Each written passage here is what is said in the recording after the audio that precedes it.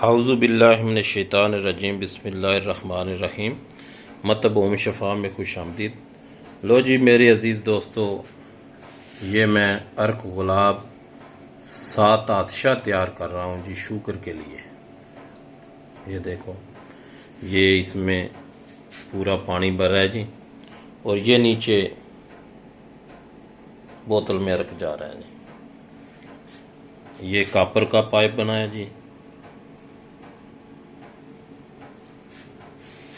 ये कुकर लगाया मैंने, 12 लीटर है जी, और इसमें इंशाल्लाह 7 आतिशा जो है, ये मेरा जो सिस्टम है, ये देखो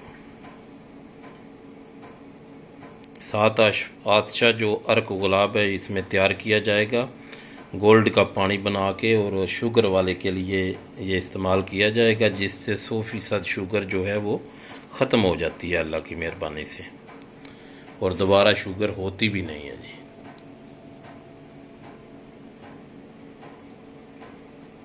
देखो, अगर मेरी ये कावश अच्छी लगे तो इसको लाइक शेयर ज़रूर करें, मेरे चैनल को सब्सक्राइब करें जी, और इंशाल्लाह इससे अगला प्रोसीजर भी मैं आपको दिखाता रहूँगा जी।